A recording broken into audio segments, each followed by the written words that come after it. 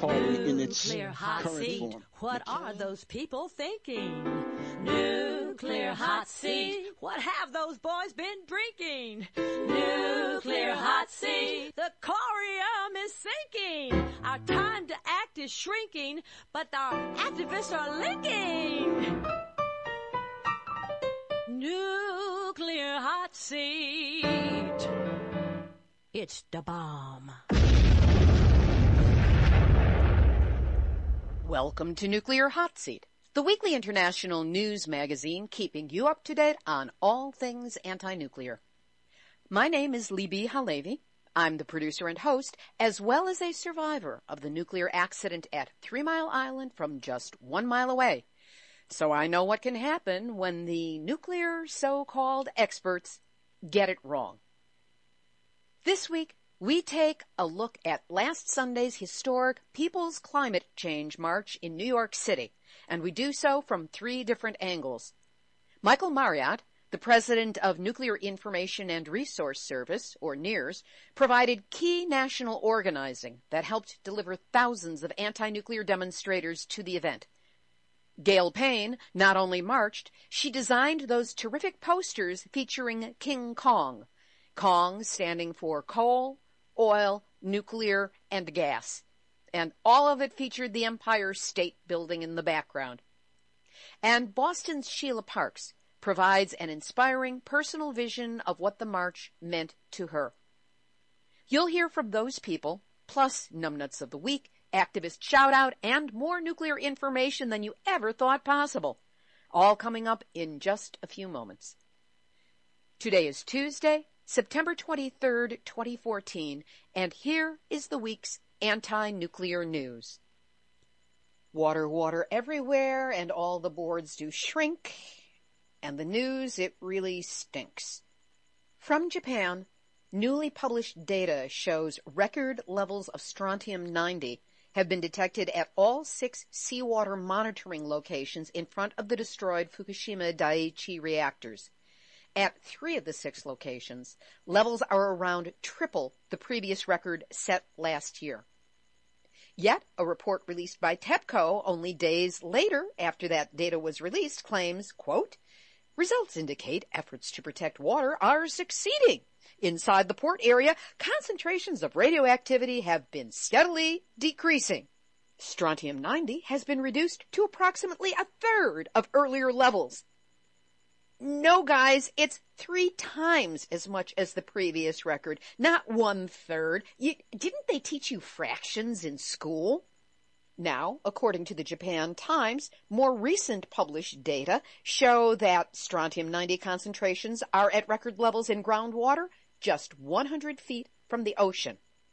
Gross beta has risen to 720 million becquerels per cubic meter, which is 25,000 times higher, 25,000 times higher than it was only 8 months ago. TEPCO has still been limping along with one of their worst ideas, and that was the frozen wall around reactor buildings to contain the water. And now, because they can't get their slushy to freeze into popsicles, they're thinking of concreting some of the tunnels. And the Nuclear Regulatory Authority of Japan has given them approval. To which FukuLeaks and Simply Info asked in this article, why did no one try to concrete these tunnels back in 2011 as they leaked highly contaminated water into the sea? More truth is being spoken. Dr. Ronald McCoy, a doctor in Japan, said, the truth is that no one in the world really knows how to deal with the Fukushima accident. Murphy's Law is inexorable. If anything can go wrong, in time, it will go wrong. A major nuclear accident can render large areas of land uninhabitable for thousands of years. Beverly Findlay Kaneko, who is the co-producer of Nuclear Hot Seat's Voices from Japan series, was interviewed on Social Uplift Radio, and she said, the contamination is now flowing towards the Tokyo area, contaminating the Tokyo water supply. So environmentally, things have not gotten better. They're actually only getting worse. Doctors Ferenc Dalnoki-Vererius and Dr. Arjun Makhijani in the Asian Pacific Journal of December 19, 2011 are quoted as saying, "Some of the fuel has reached the concrete floor and may breach it, posing a threat of unremediable contamination of groundwater." Contrast that with the statement made in October of 2013 by Japan's Prime Minister Shinzo Abe, promoting Tokyo as the site for the 2020 Summer Olympics.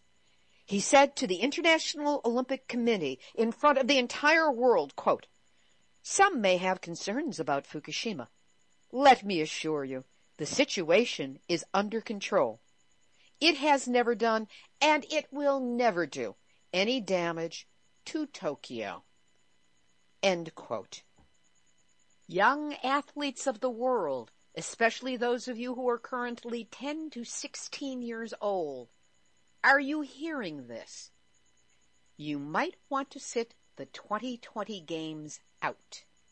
Meanwhile, TEPCO is trying to convince local fishermen up in Fukushima Prefecture that it's going to be perfectly okay for them to discharge processed contaminated water from the crippled nuclear power plant into the Pacific Ocean. Apparently, the fishermen aren't buying it. "I can't believe anything TEPCO says," one of the attendees said after the meeting.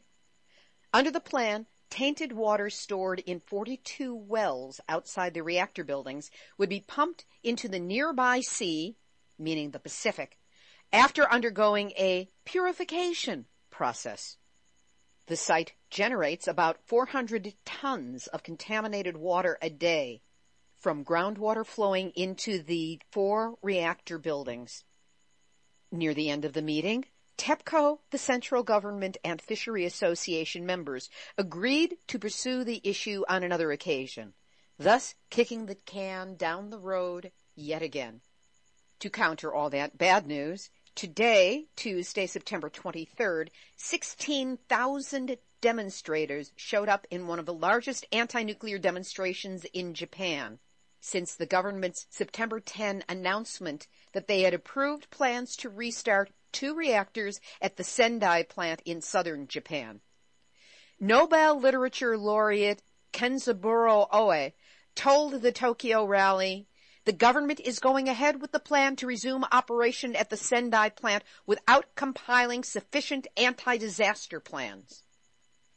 In a related and highly ironic story, on Monday, September 22nd, Japanese Prime Minister Shinzo Abe said that Japan will not restart its closed nuclear power plants, quote, "unless safety is restored 100%, end quote.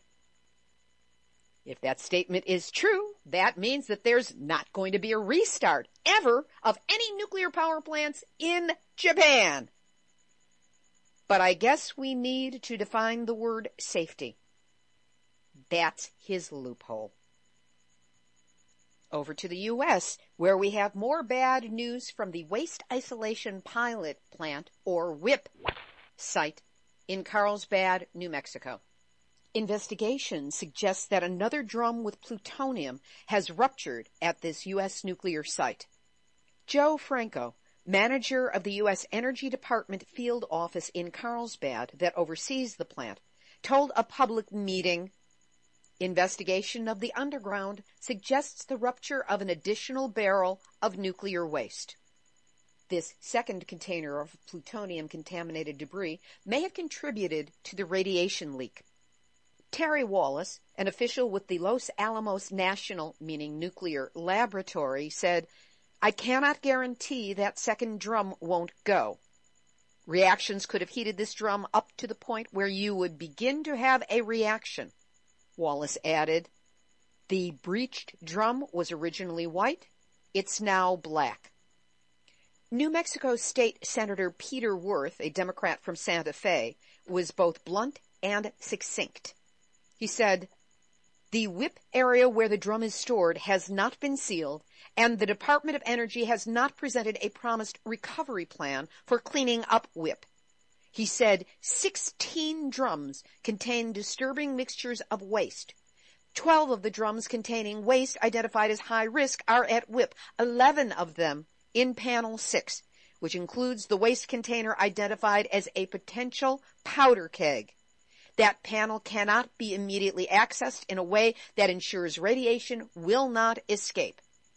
To which Joe Franco from the Department of Energy responded, "We've taken into consideration what if we had that event again while our folks are in the underground. We're taking things seriously." Oh, good, Joe Franco. I would hope so. We'll aim for an update on this story next week with Don Hancock of Southwest Information and Resource Center. The Hanford site in southeast Washington is back in the news, where it shows up regularly. This time, further news about the anencephaly cluster that has happened in the 3 counties that contain and are adjacent to the Hanford site. In a report by Jonelle Alicia, a former NBC News reporter, 5 pregnancies with anencephaly in central Washington state have shown up with due dates this year. This is an extremely high rate of babies missing part of their brain or skull. In this area since 2010, 32 babies have been born without parts of the skull and brain, which is the definition of anencephaly. Based on these numbers, the Department of Health says that this area is 4 times the national average in the terms of these birth defects. But it's believed that the numbers are actually higher than that because physicians in Washington are not required to report birth defects. Hospitals are also allowed to code any termination or miscarriage as complication of pregnancy, and there are many families that choose to abort once they find out their unborn child has a defect. These are not counted in the national average.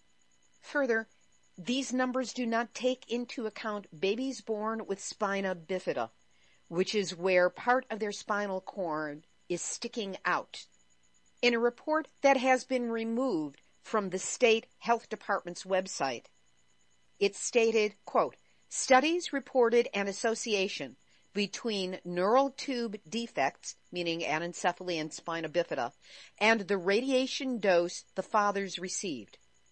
This effect was observed in children whose parents received low doses while working at Hanford. Other research suggests there is reason to believe that radiation exposure before pregnancy can increase the frequency of birth defects." This state-sponsored report went on, "The study of birth defects in Washington's Benton and Franklin counties near Hanford examined the number of cases of certain birth defects between 1968 and 1980. There were more neural tube defects than expected. Conclusion: as with other health effects from radiation, it is assumed that any exposure to radiation carries some risk of genetic effects and birth defects." 2 additional stories about Hanford this week, and we will link to them both on our website. In the first, Tricia Pritikin, a Hanford downwinder, was interviewed by Talking Stick TV and reports on the number of people in her family who died bizarre deaths after radiation exposure at Hanford. Her description of the deaths and the cancers is quite graphic. I won't be reading it here, but like I said, there will be a link to it up on the website, as will be a link to a King 5 Seattle story. This is the NBC station in Seattle that has the brilliant coverage of award-winning journalist Susanna Frame, the only television reporter in the country who is regularly assigned to cover and do investigative reports on nuclear problems that impact the local community. This was a story on an environmental specialist, a safety specialist, who was fired from her job at Hanford after raising concerns about safety. Doing her job, gets fired. Look under Nuclear Hot Seat number 170, and you will find links to both of these stories. Just now getting word that immediately after Fukushima happened, fallout in California was thousands of times higher than expected for several days. Isn't it nice to get the nuclear news when there's still time to do something about it? Which brings us to Nuclear Hot Seat, Nuclear Hot Seat, Nuclear Hot Seat, Numbnuts of the Week. the World Nuclear Association's 2014 annual symposium provides enough numbnutsery to make the steam come out of my ears for the rest of this year. However, one piece that they published and sent around as an editorial has struck me as one of the funniest things I have ever seen come out of the nuclear industry. That is an editorial they wrote to try and coach their people in how to change out their language when speaking to bankers. In other words, they just translated how their wording is interpreted by people in the financial community. For example, when the industry says latest technology, a bank hears first-of-a-kind risk. Industry says proven safety record. The bank remembers Chernobyl, 3 Mile Island, Fukushima. Industry says construction schedule, and the bank worries about delays and cost overruns. Industry says peaceful use. Bank considers nuclear proliferation. Industry says well-regulated industry. The bank asks about the host country regulator. The industry says localization. Bank, supply chain risk. Industry says with government support. The bank worries about political risk and a Germany-style phase-out. The industry says contracts for difference or long-term purchase power agreements. Whatever that means, the bank acknowledges state aid investigations. The industry claims long-term economics. The bank hears electricity market risk. And the industry says new nuclear program. What the bank hears, host country commitment and resources. So folks, if you have any input to financial institutions that may be thinking about investing in nuclear, throw around some of those terms and let the bank's brains go and reject the deal. And that's why thank you to World Nuclear News for this week's Nuclear Hot Seat, Numbnuts of the Week. We'll have our special report on the People's Climate Change March in just a moment. But first, what does it mean when you get trapped 1 mile away from a nuclear accident when it's in the process of happening? That's my story, and I'm sticking to it. In fact, I wrote an ebook about it. Yes, I glow in the dark. 1 mile from 3 Mile Island to Fukushima and beyond. It's available through Amazon Kindle. You can download software for free and play it on any digital device that you do have. And I know that I promised a special price on this for my birthday, and I simply haven't been able to figure out how to change that yet. But I promise, by next week we will have a special limited period of time price to celebrate my landmark birthday. And trust me, it will be less than the number of years that I have lived on this earth. So that's, yes, I glow in the dark, 1 mile from 3 Mile Island to Fukushima and beyond, coming soon to a digital device that you own. Trust me, you'll like it. This past Sunday, September 21st, 2014, marked the largest climate change march in the planet's history. More than 400,000 people, and that's by the official estimate, so it was probably more than that, but it was more than 400,000 people who flooded the streets of New York with their banners, signs, costumes, bands, giant puppets, rude chants, and the combined energy of activists from across the country and, yes, around the world. Talk about the activists linking. Anti-nuclear forces were out in strength to put our nukes are not green message onto the climate change table and into the conversation, whether 350.org likes it or not. So how did it go? What was it like on the ground? To learn, I spoke with 3 activists for their perspectives on this historic event. First, we hear from Michael Marriott, current president and former executive director of Nuclear Information and Resource Service, or NIRS. NIRS provided the central organizing for the anti-nuclear presence at the event. We spoke with Michael, who was still hoarse from all the shouting, just this morning, just 2 days after everything happened. Michael, NEARS took a primary position in coordinating the anti-nuclear groups for the climate rally. How did you build participation nationally? We decided early on when we first heard that Bill McKibben had called for a People's Climate March and that he was hoping it would be the largest climate march in history. We decided just about immediately that, unlike all previous climate events, that we wanted to make a strong statement that nuclear power is not an answer to climate change, and that, in fact, the answer to climate change is a nuclear-free, carbon-free energy system. So we were one of the very early groups to join on and endorse the march and begin coordinating with the march organizers and begin organizing to create the largest possible nuclear-free, carbon-free coalition we could. And we did it through all the different online means as well as a lot of phone calls. And, we had one person working full-time doing nothing but calling our members in New York State. All the different means you can think of, we tried, and it worked. Where did people come from? How far away? We had people from all over the country. We actually had quite a few people from California who showed up not only for the march, but a few people from California showed up for the Saturday strategy session for nuclear-free, climate-free activists that we held. Because, one thing that we wanted to make sure of from the very beginning was that the march itself was not an end in itself. I mean, the point was not just to get a lot of people there, although that was important, but the point was to use this as an opportunity to build and strengthen the entire movement. And so we not only did the march, but we also, created an ongoing listserv. We held a strategy meeting in Manhattan on Saturday all afternoon. Got a lot done. I think people were very happy with it. I know I was.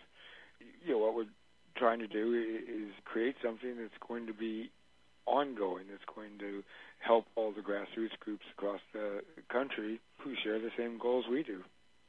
At the rally itself, which took place before the march, what was the atmosphere like? What was your take on it? And who were the speakers who had a chance to address the crowd? I arrived there at 7 o'clock in the morning to begin setting up the stage and the sound system and that kind of thing. And people should know that our contingent was one of only 5 the entire length of the march that was allowed to have one of these rallies before the march. And that sort of was an indication, I think, of just how strongly the march organizers felt about us, about our contingent, and about how large everybody thought our contingent was going to be, and which it did turn out to be. But at 10 o'clock in the morning, I have to admit, I was a little worried because there were only a couple hundred people there. When the rally kicked off with raging grannies who had come from all over the country, from Seattle, from California, as well as the closer chapters in New York and the Northeast. And they kicked it off with some songs, but there's only a couple hundred people there. But by the end of the rally, an hour and a half later, the entire city block that had been cordoned off for us, for our contingent, was just jam-packed. You couldn't move. And that's how many people arrived in that hour and a half. It was just really inspiring.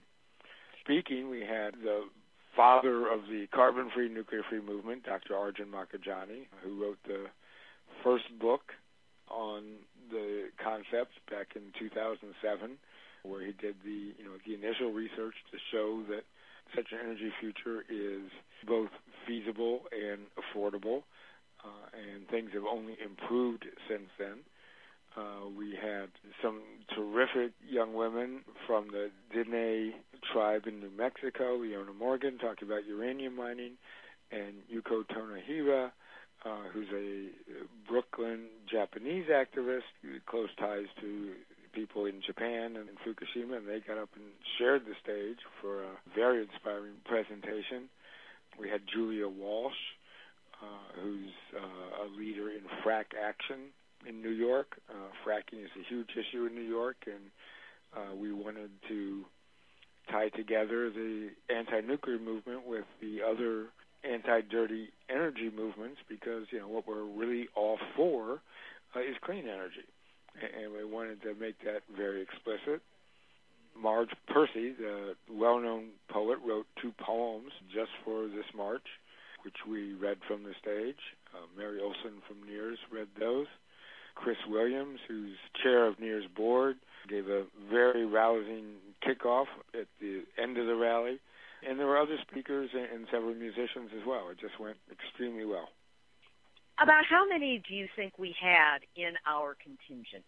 It's hard to say because I don't really know how many people fill a city block, but it was thousands. It takes a lot of people to fill a city block. To give you some concept, there were about 35 blocks along Central Park West, which were used as the staging area. And out of those 35 blocks, 400,000 people marched. So you can fit a lot of people in those city blocks. That's about 10,000 people or more per city block, doing some rough math on it. Yeah, and I don't know if we had 10,000 or not, but because some people arrived late. But yeah, we definitely had thousands. Fabulous. What was most memorable to you about the day? Oh, gosh. For me personally, it was seeing old friends, actually.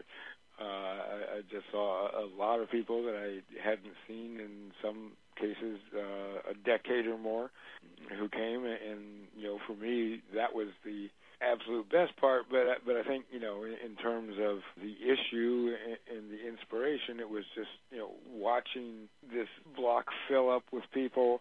We had brought 650 nuclear power no thanks flags and a couple hundred posters, don't nuke the climate posters, and just watching. At 10 o'clock we weren't sure if we thought maybe we brought too many. By 11 o'clock we realized we hadn't brought enough, and just watching everybody pick those up and then go down the street. Yeah, it was just something to see, something to behold. What do you think was most effective about the march? Well, I think the purpose of the march itself was to put climate change back on the national agenda in a big way and say to the governments of the world, you have not dealt with this problem yet. The problem's only gotten worse over time, and, there really is no more time left. And yet, despite what all of us know about, it's so obvious that this is a problem that must be dealt with. Climate change has sort of fallen off the national discussion a bit in recent years. And so I think the purpose of the march was to, put this back on the front pages, put this back into the issues that are going to be discussed. And I think it succeeded in doing that. I mean, the issue is back on the front pages with the UN summit going on. If this march hadn't happened, how many people would be paying any attention at all to the UN summit that's starting today? Probably nobody. So I think the march succeeded in that. From the contingent point of view, what we wanted to do, as I mentioned, was bring the issue of clean energy, of a nuclear-free, carbon-free energy future, and put it on the climate agenda. A lot of, particularly some of the younger climate activists who don't know as much about nuclear power, hear that, nuclear reactors are pretty much carbon-free, maybe they're a solution. And we wanted to reach those, our fellow marchers, and be able to say, no, that they're not a solution. In fact, going nuclear is counterproductive to addressing climate change. If you go nuclear, we're not going to address climate change in time. When I was watching the end of the march, watching the people come into the staging area at the end and just seeing, by that time, sort of the contingents, which had been very tight at the beginning of the march, by that time they were sort of a little looser and scattered, and just about every contingent had one of our flags flying with it, or one of our signs, and it was just all over the march. And I think we really reached the other marchers with our message. We can discuss what kind of long-term difference this might make to the clean energy movement and also to our movement. But are you aware, have you seen today, Michael Brune from the Sierra Club sent out an email that had a link to a petition to EPA head Gina McCarthy, and it was about needing to move away from dangerous fuels. And for the first time in anyone's memory that I know of, he included the N-word, nuclear, in the list of dirty fuels. Were you aware of that? No, I actually got the email, but I haven't had time to read it yet. But that's good to hear. Michael is anti-nuclear himself. The Sierra Club has a growing nuclear-free campaign within the club. And in fact, they're sponsoring a major national conference here in Washington in November, focused entirely on nuclear issues. And we're working closely with them on that. And that's exactly the kind of thing that we were trying to do with this contingent was, like I said, reach the other marchers and also reach a lot of the other organizations which have not taken overt, shall we say, position on nuclear power, and insert ourselves into that group and show them that we are indeed just as concerned about climate as they are, because we are, and that we are able to mobilize a lot of people, and we're able to mobilize them not only to come to New York, but also to sign petitions and call politicians and do other kinds of protests and do all the different things that can help affect policy in the coming months and coming years. What is our takeaway as a movement from this experience, this massive march, and where do we go from here? The immediate takeaway is that our movement is big, and it's bigger than probably even most of the people in our movement thought it was. And I think we showed that on Sunday. It's large, and it's growing larger every day. For the relatively immediate future, over the next year or two, and this is what we talked about a lot at the Saturday meeting we had of the activists and the groups that were able to get there early, our focus is really going to move more to the states, because it is the states that will be implementing the EPA's new carbon rule when that is finalized next year.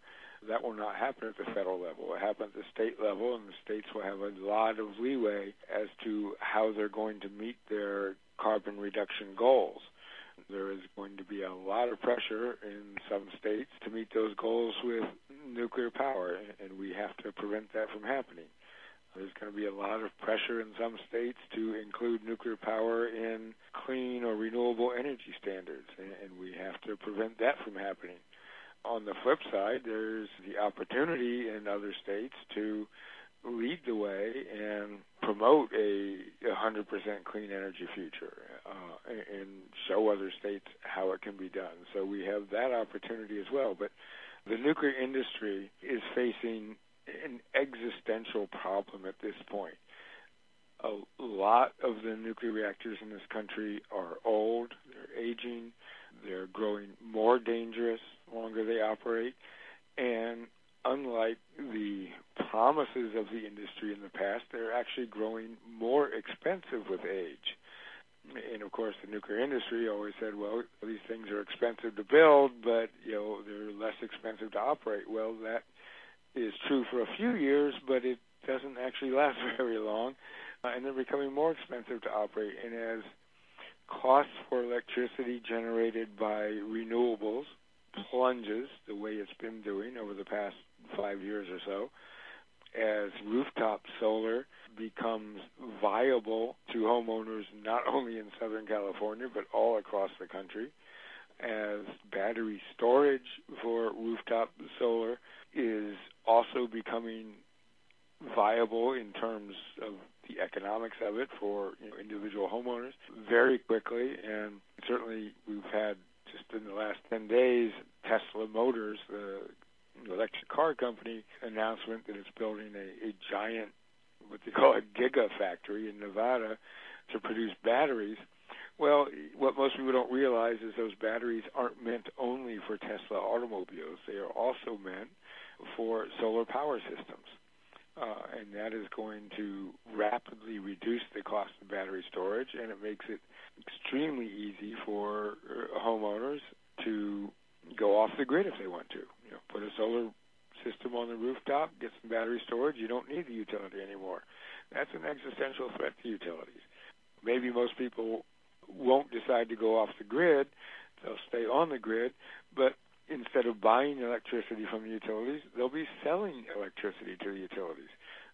That's an existential threat to utilities that have these old and increasingly uneconomic reactors that can't compete with rooftop solar. And then you have the larger facilities, the big solar power plants, the wind plants, community solar, which allows renters and people who live in apartments and things to participate by joining together in co-ops and building solar systems that will power a neighborhood or a community or whoever signs up for it. That's an increasingly growing and effective concept in this country. And the response from these utilities, and I write a blog called Green World, which is at safeenergy.org. I started writing it in January, and what we try to do with this blog is look at the nuclear-free, carbon-free energy future, how close we are to getting there, and what are the obstacles in the way, and what good is happening. And just since I started writing this in January, just about every major investment bank and analyst in the world has come out with a major report essentially warning the utilities that renewables are the future. That is where they're going to be wanting to put their money in the future, that they're not interested in old fossil fuel plants, and they're not interested in old nuclear plants, and they're not really interested in new ones either. And even though solar and renewables generally are still a small part of our nation's overall electricity supply, it is a rapidly growing part of it.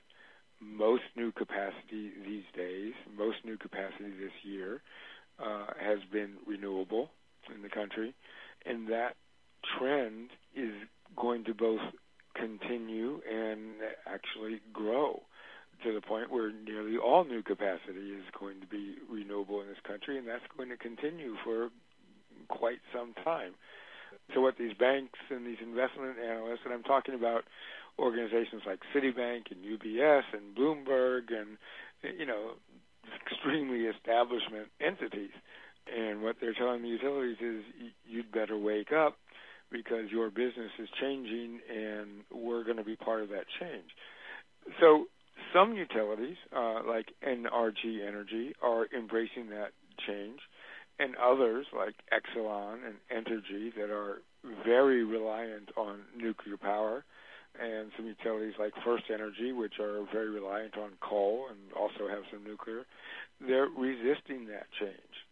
And their only option, as they see it, and they're wrong because they could do something different, but what they see is the need to go back to a 1970s energy system in this country where nuclear power reigns supreme, where people pay more for nuclear power just because it's nuclear power, believe it or not, and we've seen that in quotes from people from these companies, where nuclear is included in clean energy standards, which, if that happens, means there will not be investment in clean energy in those states because there won't be room for it.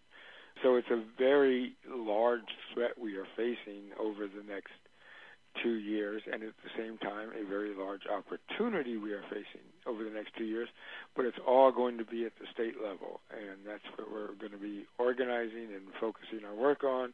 And again, that's what our meeting was about on Saturday, and it's where we're going to be taking this nuclear-free, carbon-free movement we're building. Michael, it is rare that I finish one of these interviews and actually feel hopeful. So I want to thank you for providing that particular boost, because suddenly something seems possible that perhaps in the past seemed a little vague or not possible at all. And this is very encouraging. Libbe, it's not only possible, it's inevitable. The question is whether it's going to come in time or not. We have the ability to make that happen, and we're going to do our best to ensure that. That was Michael Marriott, President of Nuclear Information and Resource Service. We'll have a link up to that Sierra Club petition from Michael Brune. You have to hunt in the wording of the actual letter that's being sent to Gina McCarthy to find our N-word, nuclear, but it's there. Please click, sign, and share. Next, I spoke with Gail Payne, a veteran anti-nuclear activist who often marches with Coalition Against Nukes as well as other groups.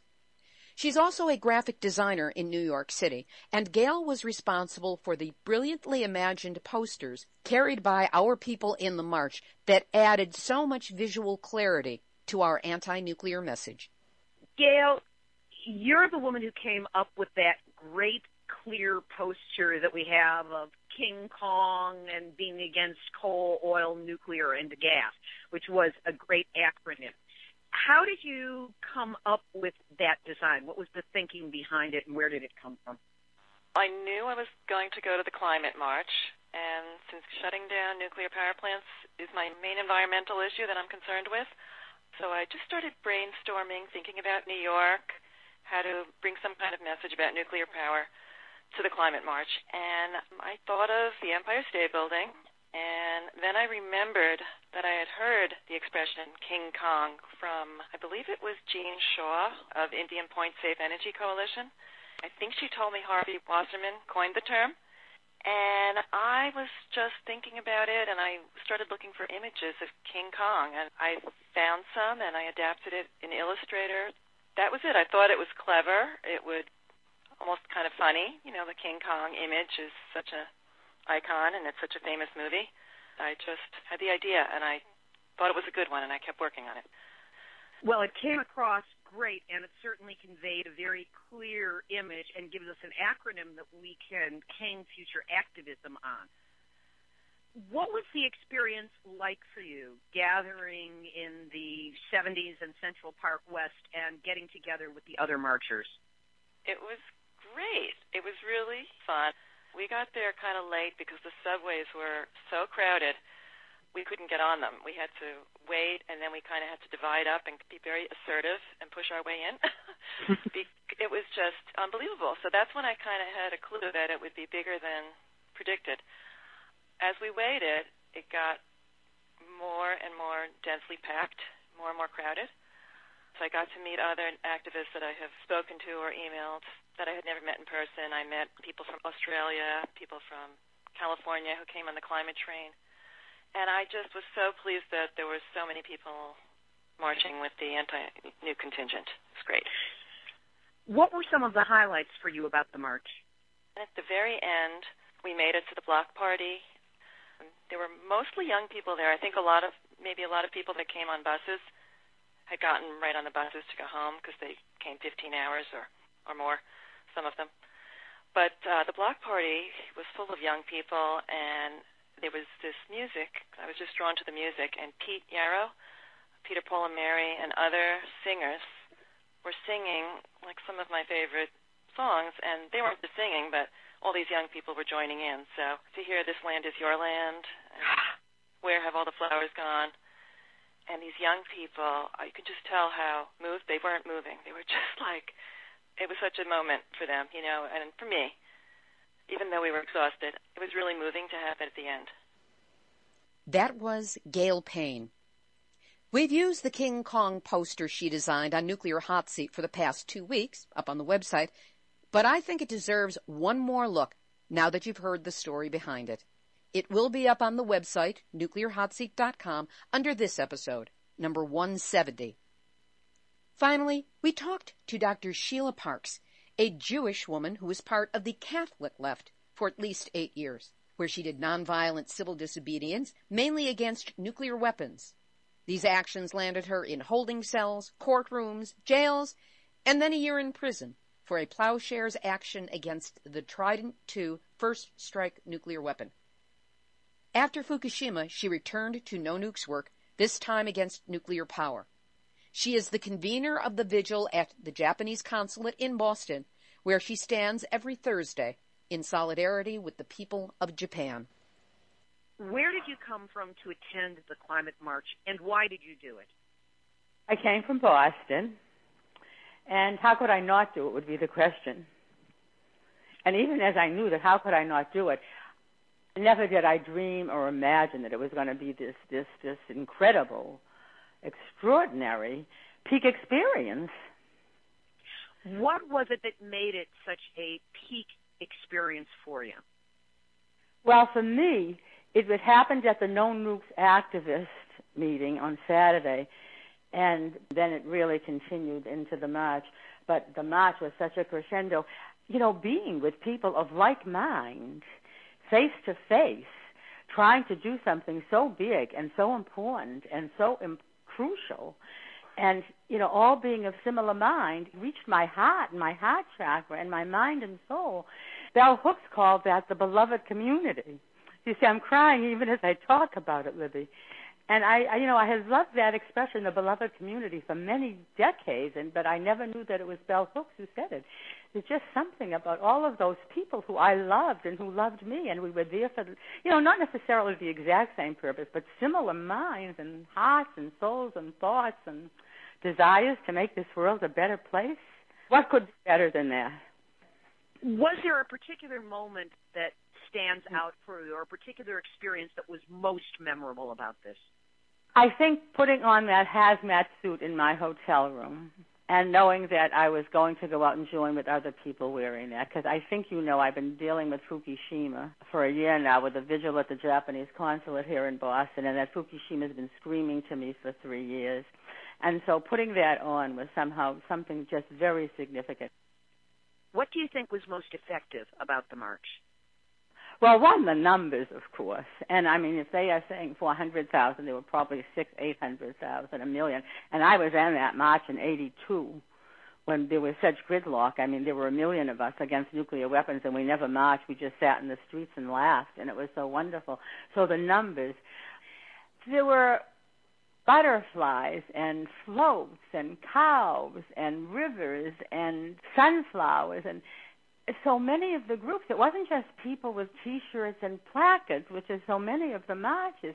It was as though this was like a production that you would want to go see and just watch it, because it was so incredible what people had put together to express their deepest thoughts about climate crisis. I mean, it was like block after block after block of creativity, of originality, of people saying, this is what you cannot do this to the planet, this is what we need to do for the planet, just incredible stuff. How much do you think that this march will make a difference in the climate change movement, and specifically those of us who are working against nuclear power? Well, that's the question. Those are the two questions. I mean, first, I am one of those people who say that when a butterfly flutters her wings, continents move. And I really do believe that. I absolutely believe that with every bone in my body. And it's, knowing that is one of the things that makes me move, like, will this really make a difference? And I say, you're just going to do that anyhow because it does make a difference. And I always say to myself, too, I just have to act. That's my part of it. I have to tell my corner of truth in the world, and then I have to leave the consequences to the universe, which may leave some people screaming as I say that, but I feel I have to be responsible for my own act. Now, the nuclear. So, I was saddened to see Bernie Sanders. Essentially, I get his Bernie buzz, and he talked about, he was there at the climate march, and he only talked about fossil fuels. He did not mention nuclear. And that saddened me a great, great deal. And there wasn't enough talk about no nuclear at the march. Pre-march, though, I had heard that Bill McKibben was going to be speaking at Lesley University, which is 10 minutes from my house, and I went to ask Bill McKibben a question. And I said to him, I'm in the no nuclear group, and we need you to add nuclear to coal, oil, and gas. And Bill McKibben said, I'm not going to. I've dealt with fossil fuels my whole life, and I'm not going to add nuclear. You people have to do that fight. And I said, well, we are doing that. Of course we're going to do that fight, but we still need you to add nuclear. And he said, no, I've already given you my answer in that I'm not going to do that. My point about that is that although it's very pessimistic, we have to go and, we have to keep on saying to Bill McKibben and to, I know Harvey Wassman wrote the open letter to James Hansen, and Bernie Sanders is a much, I feel, easier person to approach that hopefully we could influence faster. But all of us nuclear people have really got to start organizing very, very carefully, person to person, with emails, with visits, with letters, with all kinds of campaigns to get the no nuclear into the conversation in a way that it isn't now, and I don't think it will be from the march. Although I love and adore Tom Hayden for his petition to the United Nations that they have to include it. Anything else? Any thoughts? Any thoughts of where it goes from here? I think we have to keep organizing. We have to keep on doing what we've been doing, and we have to think of new things to do, and creative things to do. I mean, we can only do like yesterday, once every I don't know how many years, because of the energy and the everything that it took from people. But we have to remember how many of us are in this together, and how many of us want this to stop, no more coal, oil, nuclear, or gas, and that we were an intergenerational group of people there yesterday, and so many youth, because I do have faith in youth. I mean, that's what had the LGBTQ thing pass all over the world, because the youth is more progressive than many older people. Sad but true. So we have to keep on involving youth in nuclear stuff. All of us have to approach McKibben, Sanders, every person on this planet. It's what I just said. And keep at that no matter what, because that is crucial, because it has to be on the table much deeper and heavier than it is, Libby. And we all have to, every single one of us has to make sure that we are really doing that, each one of us, because it's going to take every one of us. I don't know why. I don't get it, why people think, with Fukushima going into the ocean for 3.5 years, I don't understand why people don't get it, but they don't. Yet. That was Dr. Sheila Parks. We'll have a picture of Sheila in her stylish anti-nuke Tyvek hazmat suit up on our website, nuclearhotseat.com. Hey, how do you like the show? Well, if you like it, keep it going. At least help us do so.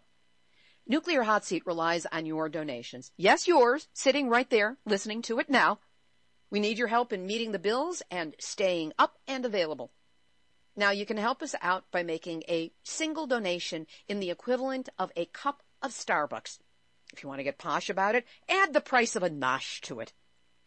You can also make small recurring payments or put us on your year-end gift-giving list. If you find that Nuclear Hot Seat makes you laugh, think, helps you understand the nuclear issues, and cope with what you're understanding, so that you're not alone with your awareness, help us keep doing it. Just go to nuclearhotseat.com, scroll down on the homepage, and click on the big red donate button. Whatever you can do to help, you have my gratitude. Activist shout out. Yay! Standing ovation to all the footsore, horse, and maybe still traveling activists who gave us such a stunning presence at the People's Climate Change Rally. Well done, everyone. Now, moving on, for those of you not aware of academia.edu, it's a site where academics of all stripes post their papers. And we have a wonderful anti-nuclear presence there, a man named Paul Langley. He's been an academic activist on anti-nuclear issues, posting a series of papers that I believe you will find of interest. I know that I did. His latest is a 2-part paper on radiation sickness in man. Sorry, it says man, not man and woman, but at least this time. And you can access all of his papers, and a lot of others as well, by going to academia.edu and signing up. And, of course, we will have that link to the Sierra Club petition that includes, for the first time any of us can remember, a mention of nuclear as being on par with all the other dirty energy sources. Click, sign, and share, please. Not as dramatic as marching, but there are lots of ways to make a difference, and this is an easy one. John Stewart, Booby, you took on climate change on Monday, September 22nd, and whew, you hit it with ferocity, precision, and with another one of those new, sly nuclear comments that you are becoming so fond of. This one was part of a joke as to why actors Mark Ruffalo and Edward Norton were both at the march. It was because they both played the Incredible Hulk, meaning they both had direct experience with the impact of gamma radiation. Big laugh, John. You're on a roll. But you're still missing the big, fat, sweet spots of vulnerability within the nuclear military industrial complex. I can get you there, so call me and I'll fill you in on all the details. Meanwhile, John, attaboy and keep going. And everyone, remember that when you retweet and favor each week's Nuclear Hot Seat tweets, they immediately go to Jon Stewart's hashtag New CNN shows. So keep those tweets, those retweets, and those favorites coming. Here's today's final thought. It has been the best of times and worst of times in my life today. We are not going to discuss my car. But as I stated on the interview with Michael Marriott, I was cheered and heartened by our interview, by what he said, and by the vision that maybe, just maybe, we're in the process of making huge progress against nukes. While I'd reported on individual stories, I'd missed the pattern that the world's financial institutions are saying no to nukes and wanting to invest only in renewables. Great point, Michael. Then there was Michael Brune's petition to Gina McCarthy with nuclear listed by the Sierra Club as a dirty fuel on par with coal, gas, and oil. The event in New York served to help us build awareness with other branches of the climate change movement, bring our issues to awareness of marchers and to those still standing on the sidelines trying to cross the street. It even helped our own activists meet each other in person after years of virtual community. At home in California, I watched on live stream. And even though I only saw one of our flags and missed our contingent completely, I still felt like I was part of something important. As Michael Marriott said, people would probably not even be paying attention to the UN's climate change conference if it hadn't been for this massive march. And now, our anti-nuclear message is getting a seat at the table. Is it enough? Is it on time? Is it even possible to turn this around? Don't ask me, I'm just a singer in a rock and roll band. But isn't it nice for once to feel a smattering of hope instead of endless depression? It may not be much, but I'll take it for now and keep working towards more. This has been Nuclear Hot Seat for Tuesday, September 23rd, 2014. Material for this week's program has been researched and compiled from ENEnews.com, LeFigaro.fr, Japan Times, Kyunghyang Shinmun, which is Korean, FukuLeaks.org and SimplyInfo.org, DeUnrenard.wordpress.com, Asahi.com, Mainichi, Xinhua, Kyoto News, IRSN, CBS News, NewAgeBD.net, en.rea.ru, Reuters, KRQE-TV, NBC News, King 5 News Seattle, and ace reporter Susanna Frame. World Meteorological Organization, Central Institute for Meteorology and Geodynamics, NOAA Fisheries, World Nuclear News, and the ever-sexy with a great personality Nuclear Hot Seat Facebook community. You guys rock. So join us, friend us, tweet to Jon Stewart about us. It's fun. Theme music written by me, sung by Mara Lee Weber. Looks like Weber, sounds like Weber. Nuclear Hot Seat is syndicated by UCY.TV and is also available on airprogressive.com. Our archive is available on iTunes. You can also find it on our website, nuclearhotseat.com. And you can subscribe to Nuclear Hot Seat on iTunes so you get each week's episode as it becomes available. Nuclear Hot Seat is the activist voice on nuclear issues. Could you tell? So if you have a story lead, a hot tip, or a suggestion of someone to interview, send an email to info@nuclearhotseat.com. Please don't use Facebook. They tend to get lost. We are copyright 2014, Libbe, HaLevy, and Hardestry Communications. All rights reserved, but fair use allowed for you, yes, you, as long as you are a not-for-profit group, blog, or website. Just make certain you include the name of the podcast and the website. This is Libbe HaLevy of Hardestry Communications, the heart of the art of communicating, reminding you that we've all had our nuclear wake-up call, so don't go back to sleep, because we are all in the Nuclear Hot Seat. Nuclear Hot Seat. What are those people thinking? Nuclear hot seat. What have those boys been drinking? Nuclear hot seat. The corium is sinking. Our time to act is shrinking, but our activists are linking.